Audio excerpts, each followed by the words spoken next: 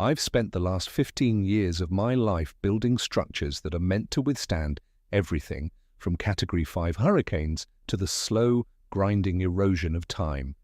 As a high-end contractor in a coastal town where the salt air eats through anything less than Grade A steel, I know that a foundation is the only thing that matters.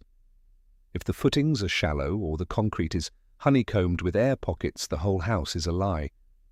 I thought I had poured the perfect slab for my own life. I thought Rhodes and Veda were the gold standard for what a modern American marriage looked like. We had the sprawling craftsman-style home with the wraparound porch, the black SUV in the driveway, and a son Wilder who looked like a miniature version of a hero from a sports catalogue. But standing here today, watching the sun dip below the horizon at the local sports complex, I realize I've been living in a house of cards built on a swamp. It started with a look, not a long, lingering stare that you see in the movies, but something much more dangerous because of its brevity. It was a glance of absolute, terrifying familiarity. It happened right there on the sidelines of the Lacrosse field under the harsh, buzzing stadium lights. My son Wilder was sprinting across the turf, his stick cradled high, and there was Cash, his coach, standing just a few feet away from Veda. Cash is the kind of man who looks like he was sculpted out of granite, specifically to make other men feel inadequate. Wilder scored a beautiful high corner shot that hit the netting with a satisfying snap. I cheered, but my eyes drifted to my wife. Veda wasn't just cheering, she was glowing. And in that split second, she didn't look at our son. She looked at Cash, and Cash looked back. It was a micro-expression, a flash of shared triumph that didn't belong to a parent and a coach. It belonged to two people who had just watched their shared creation succeed. My heart didn't race. It went cold like a pilot light blowing out in a drafty basement. Every memory I have of the last few years suddenly felt like it was being re-edited in real time, filtered through a lens of nauseating suspicion. I looked at Wilder, really looked at him as he jogged back to the huddle. He has my height, sure, but he has Cash's jawline. He has that same explosive energy, that same way of tilting his head when he's focused.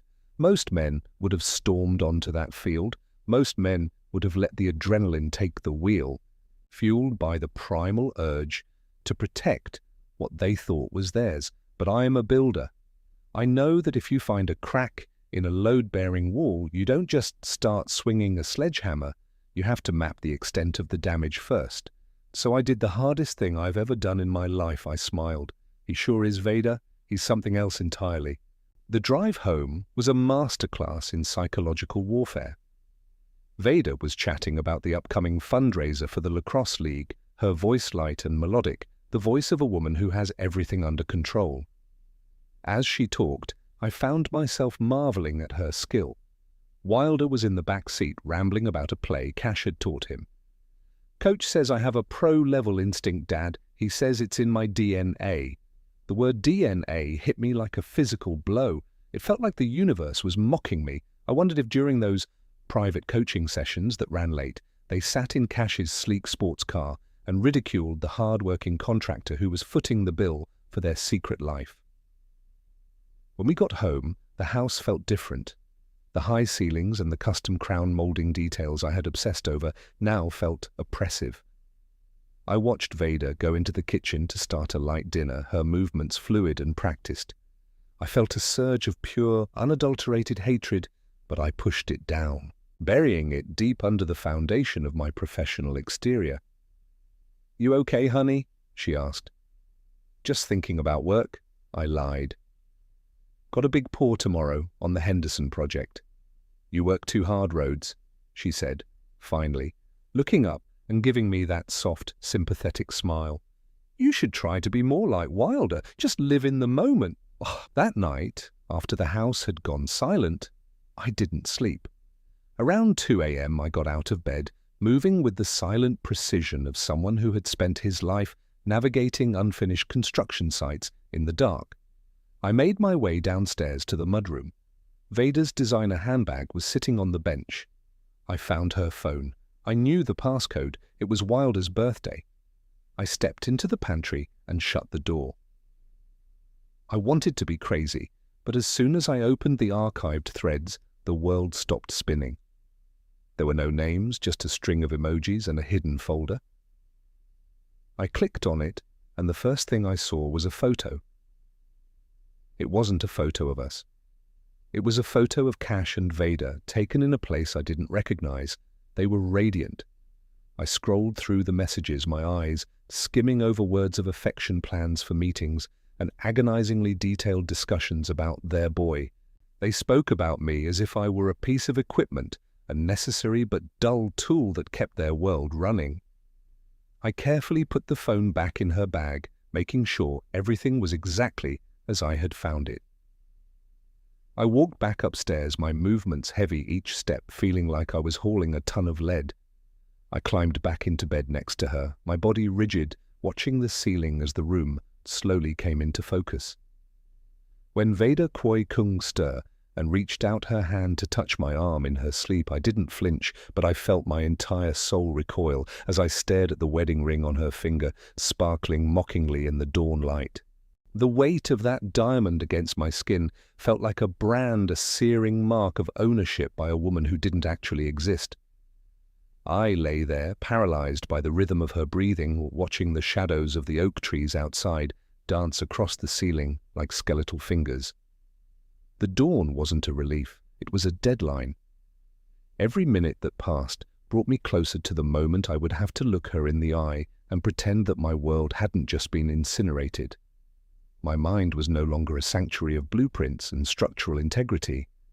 It had become a high-velocity surveillance hub, replaying every interaction I ever had with Cash, searching for the glitches I had been too blind to see.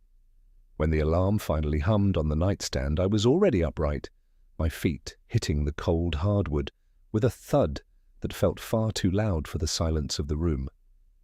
Veda stirred, stretching with the languid grace of someone whose conscience was perfectly clear. She reached out, her hand grazing the small of my back, a touch that used to be my morning anchor, but now felt like the brush of a spider's web. I didn't pull away. I couldn't afford to. Instead, I stood up and headed for the shower, letting the near-boiling water scald my skin until the physical sting drowned out the mental roar. I needed to be a ghost today. I needed to be the invisible man who provides, the builder who observes but never intervenes. Downstairs, the house was waking up in its usual choreographed suburban fashion. The smell of gourmet coffee beans grinding in the kitchen, the soft chime of the smart fridge, the distant sound of a lawnmower from 3 houses down. It was the soundtrack of a life I had bought and paid for with a decade of sweat and long hours. I walked into the kitchen and found Veda already there, pouring steaming water into a French press. She looked radiant in her silk robe, her hair tossed in that effortless way that I now realized took significant effort to maintain. She was the picture of the perfect American wife, the kind you see in high-end real estate brochures. "You're up early," she remarked, her voice smooth and devoid of any jagged edges. "The Henderson paw must really be on your mind." "It's a big one," I muttered, leaning against the marble countertop. I watched her hands. Those hands had held mine at our wedding. Those hands had massaged my shoulders when I came home, exhausted, and those hands had typed messages to Cash that made my blood boil just thinking about them. Foundation has to be perfect, no room for error. Wilder bounded into the room a moment later, his lacrosse stick already in hand. He was a whirlwind of energy, a physical manifestation of a lie that was growing larger every day. I looked at him, the way his hair cowlicked in the back, the specific shape of his ears. I was looking for myself in him, searching for a single trait, a stray freckle, a way of blinking that proved he belonged to me. But the more I looked, the more I saw the man from the sidelines. I saw Cash's intensity in the boy's eyes. I saw the same restless, aggressive twitch in his legs. It was like looking at a stranger wearing my son's skin. "Coach said we're doing extra sprints today, Dad. He says I need to work on my explosive starts," Wilder shouted between mouthfuls of cereal. Coach knows best, I said the words, feeling like shards of glass in my throat. I turned away so they wouldn't see the twitch in my jaw. I grabbed my keys and my ruggedized laptop, the tools of my trade, that now felt like props in a play. I'll be late tonight. Don't wait up for dinner. I didn't go to the Henderson site. I drove to a nondescript office park 3 towns over a place where no one knew my name or my reputation. I sat in my truck for 20 minutes, staring at a small, rusted sign for a private investigator. My pride was a heavy thing, a leaden weight in my chest that told me a man like Rhodes didn't need help solving his own problems. But I wasn't just solving a problem, I was uncovering a conspiracy. I needed eyes that weren't blinded by 10 years of manufactured love. The investigator was a man named Miller, ironically enough a retired cop with a face like a crumpled map and eyes that had seen the worst of humanity and stopped being surprised by it. I handed him a retainer that would have covered a year of Wilder's coaching sessions and gave him a single task: follow my wife and follow the coach. "You want photos?" he asked, his voice a low rasp. "I want the timeline," I replied. "I want to know when it started. I want to know where they go when the lights at the field go out.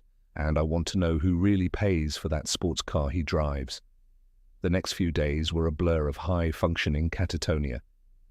I went to my job sites, I yelled at subcontractors, I reviewed CAD drawings, and I stood in the mud and the dust looking like the man I used to be. But my mind was miles away, lurking in the digital shadows. Every time my phone buzzed, my heart skipped a beat. At night, I sat at the dinner table and listened to Veda talk about her patients. Ironically, she was specializing in betrayal trauma lately, and I marveled at the sheer, unadulterated gall of it. She was a predator masquerading as a healer. The first report from Miller came in on a Thursday afternoon. I was sitting in my trailer at a new job site, the air conditioner humming a lonely tune. I opened the encrypted file and felt the floor drop out from under me. It wasn't just a recent fling. Miller had dug into the archives of a defunct social media site from a decade ago. He found photos buried deep, never meant to be seen by me. Veda and Cash at a beach house in the Outer Banks 3 months before our wedding. Veda and Cash at a New Year's Eve party the year Wilder was born. They hadn't just been seeing each other, and they had been a unit. They were a shadow family living within the shell of the one I was building. I realized then that my entire adult life had been a choreographed performance for an audience of 2. I wasn't the protagonist of my own story. I was the financier for theirs. The twist wasn't just the affair, it was the duration. It was the realization that I had been used as a surrogate provider from day one. I thought about the house, the SUV, the country club memberships, all of it had been carefully selected by Veda to provide the perfect environment for Cash's son to grow up in. I was the safe choice, the man with the high credit score and the stable temperament who would never suspect a thing because he was too busy working to provide the very life that was being stolen from him. I felt a cold, sharp clarity wash over me. The anger was gone, replaced by a crystalline resolve. I didn't want a divorce. A divorce was too clean, too standard. It would result in a split of assets, alimony, and a shared custody arrangement where I would still have to see their faces for the next decade. No. This house was built on a lie, and in the world of construction, when a foundation is this compromised, you don't try to patch it. You let the elements take it. You strip it down to the dirt and start over. But you make sure the people who sabotaged the build are left out in the cold. That white lacrosse ball felt like a cold stone in my pocket as I stood in the foyer, the heavy oak door clicking shut behind me with a sound of finality. The scent of lavender was thick, suffocating, a floral shroud draped over the corpse of my life. Veda appeared at the top of the stairs, her silhouette framed by the warm glow of the chandelier I had installed during our 5th anniversary. She looked down at me with that clinical, evaluating gaze she used on her patients, a look that supposed she knew every dark corner of my mind. It was the ultimate irony. She was the expert in human behavior, yet she had no idea that her most successful subject had just broken his conditioning. "You look exhausted, Rhodes." she said, her voice drifting down like silk. "You've been carrying the weight of that Henderson project for weeks. Maybe you should take a night off. Just us." "Just us." I repeated the phrase, tasting like ash. I walked past her toward the kitchen, needing to put physical distance between my hands and the woman I now realized was a master architect of misery. "That sounds like a luxury I can't afford right now, Veda. Some foundations are deeper than others. Some require a complete excavation." I poured a glass of water, watching the clarity of the liquid and wishing my life were half as transparent. Every time she spoke, I heard the echoes of the support agreement. Every time she smiled, I saw the photo of her and Cash on that beach laughing at the future they were stealing from me. I was living in a museum of my own failures, surrounded by high-end finishes and custom cabinetry that served as the backdrop for their long-running play. The twist I had discovered wasn't just a betrayal of the flesh, it was a betrayal of the blood. I couldn't stop thinking about Wilder. I looked at the growth chart marked on the pantry door, the little pencil lines tracking his height year after year. Now those lines felt like tally marks in a prison cell. He was the payoff for their investment. I spent the next 48 hours in a state of hyper-focused adrenaline. I was a man possessed, scouring every digital footprint Veda had ever left. I found them in a hidden cloud drive disguised as a recipe folder. It was a digital diary of her deceit. There were photos of Wilder from every year of his life, but they weren't for me. They were organized into folders labeled Growth Progress, K. Veda had documented Wilder's athletic milestones with a cold, analytical precision, comparing his stats to Cash's old high school records. She had turned our home into a laboratory for Cash's ego. But the deepest cut came from a document dated 6 months before our wedding. It was a letter Veda had written to herself, or perhaps to Cash, outlining why I was the perfect host. She described Rhodes as sturdy, predictable, and financially upwardly mobile. She wrote that my inherent need to provide would make me the ideal shield for their child. She had profiled me like a criminal, identifying my virtues as my greatest weaknesses. I needed to know for sure. I waited until Saturday morning. I took Wilder to a special sports clinic that was actually a private lab in the city. Watching the technician draw blood from his arm felt like I was watching my own life drain away. The results came back 48 hours later via a secure portal. I opened them in the dark of my truck. 0.0% probability of paternity. The words were a death sentence. I sat there for a long time, the only sound the wind whistling through the unfinished framing of the house in front of me. I thought about the thousands of dollars I had spent on his gear, his camps, his life. I felt like a trespasser in my own life. But then I saw the second part of the file Miller had sent. It wasn't about the affair, it was about Cash. My investigator had found that Cash was running a massive kickback scheme within the Lacrosse League. He was taking under-the-table payments from wealthy parents to guarantee their kids' spots on elite travel teams, and he was using Veda's practice to launder the credibility of these kids through fake psychological evaluations. They weren't just betraying me, they were corrupting the very community I had helped build. I began to realize the scope of the trap I was in. If I just filed for divorce, Veda would use her psychological expertise to paint me as unstable. She would take half of everything I had built and use it to set up house with Cash. I refused to let that be the ending. I was a contractor. I knew that when a building is condemned, you don't just walk away. You strip the copper from the walls, you salvage the lumber, you leave nothing behind for the scavengers. I started a shadow accounting of my own. Every investment Veda had made in Cash's business, every dollar of my money that had gone toward their secret life, I documented. I also began to prepare the assets. I created a complex web of trusts and offshore accounts that were legally ironclad. I was using her own arrogance against her. She thought I was too simple, too sturdy to understand the intricacies of corporate law. She forgot that I deal with contracts every single day of my life. I stayed in the house. I ate dinner with them. I even shook Cash's hand at practice, feeling the rough calluses of a man who had never done a real day's work in his life. I was a ghost in my own home, a silent observer of a play that was reaching its final act. One night, Veda was working late in her office. I walked in carrying a glass of wine for her, a peace offering from a man she thought she still controlled. "Thanks, Rhodes," she said, taking a sip.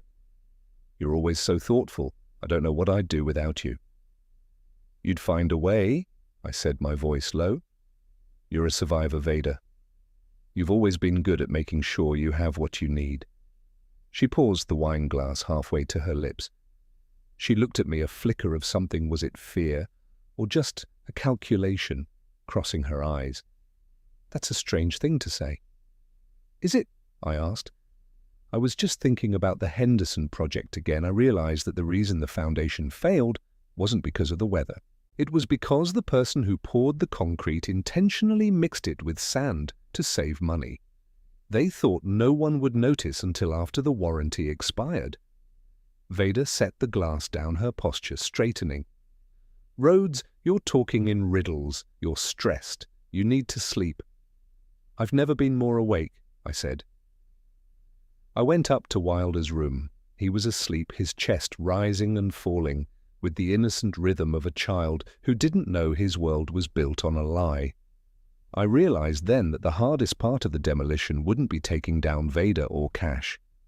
It would be deciding what to do with the boy who called me Dad while carrying the blood of my enemy. I walked back to my own room and sat on the edge of the bed. I pulled out my phone and sent a one-word text to Miller, "Begin." I sat there in the dark, listening to the house creak. I was no longer waiting for the truth to come out. I was the one who was going to release it. All that was left was to press the button and watch the lie of my life collapse into the dirt where it belonged. The digital clock on the nightstand flickered from 3:59 to 4 a.m., the pale neon numbers casting a ghostly glow over Veda's sleeping form. I didn't need an alarm. The adrenaline was a steady humming current vibrating through my bones. I stood up, feeling the weight of the last 12 years finally condensing into a single, sharp point of action. My plan wasn't just about a divorce. It was about a total, systemic purge. In the construction world, when you find out a structure is structurally unsound due to fraud, you don't just walk away. Ban bao kao no cho chin quien, va jam bao ke gyang kong, bao gyo jok vape kam ban vi nuah. Wait, let me keep that thought for you. Guys, have you ever had to destroy something you love just to save yourself? Let me know in the comments. I'm reading every single one tonight. I spent the dawn hours in my home office finishing the handover package. It was a masterpiece of documentation. I had the DNA results, the support agreement from the hidden cloud, drive the bank statements showing Veda's money laundering for Cash, and the evidence of Cash's sports league kickback scheme. I hit send on an anonymous tip to the State Athletic Board and the IRS. The fuses were lit. All that was left was the public reveal, the final controlled demolition of the Rhodes and Veda brand. The day of the big reveal coincided with the regional lacrosse championship. It was the perfect stage. The entire village, the wealthy neighbors, the country club, set the local press would be there. Veda was in her element, wearing a crisp white sundress, acting as the team mom, handing out orange slices and bottled water with that practiced, benevolent smile. Cash was on the sidelines, pacing like a caged predator. And there was Wilder, the innocent byproduct of a 10-year heist, sweating under his helmet, playing his heart out for a father who didn't deserve him, and a mother who viewed him as a trophy. I walked onto that field not as a husband or a father, but as a process server for reality. As the final whistle blew and the crowd erupted in cheers, Wilder had scored the winning goal. Of course, I made my move. I walked straight to the center of the field, where Cash and Veda were already standing together, their hands brushing in a way that felt like a victory lap for their secret life. "Rhodes, Did you see that? Veda beamed, reaching out to grab my arm. He's a champion. Our son is a champion. He's a hell of an athlete, Veda, I said, my voice carrying over the thinning roar of the crowd.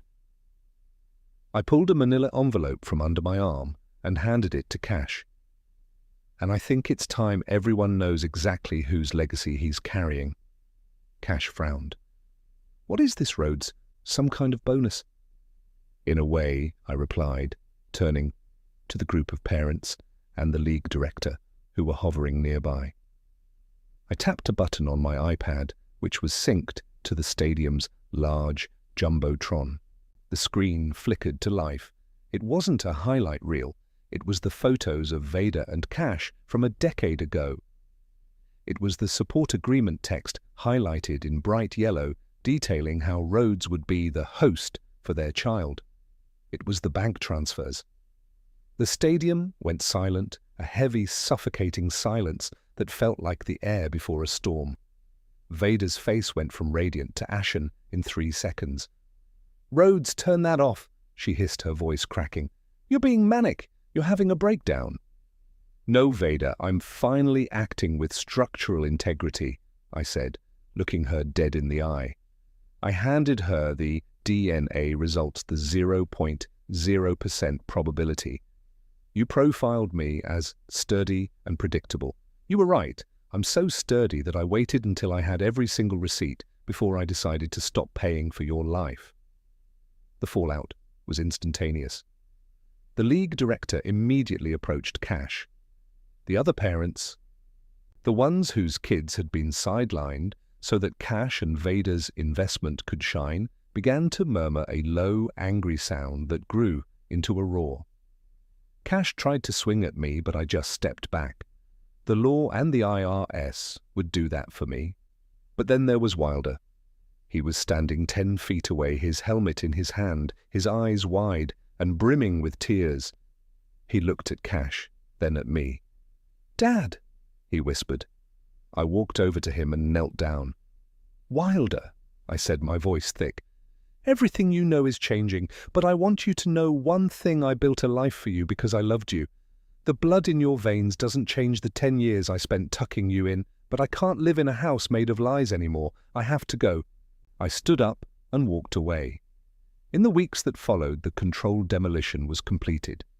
Since I had preemptively moved my assets and proven that the marriage was a fraudulent arrangement from its inception, my lawyers were able to void the standard alimony agreements. Veda was left with the house, yes, but she was also left with the massive debts I had restructured into the property's equity.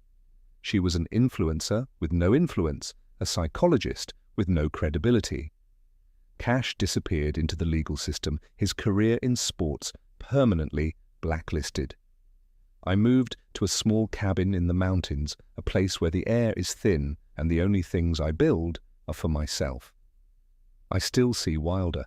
We're working through it, the post-biological fatherhood. It's a new type of foundation, one built on the hard, cold truth rather than a comfortable lie. So I have to ask, did Rhodes go too far by exposing them in front of the whole town, or was that the only way to truly break free? Would you have stayed for the boy, or is a clean break the only way to heal? Drop your thoughts below. This has been the hardest story I've ever told, and I appreciate you guys sticking with me through the rubble. I stood on my new porch, looking out at the pines, and for the first time I didn't see a site map or a structural flaw.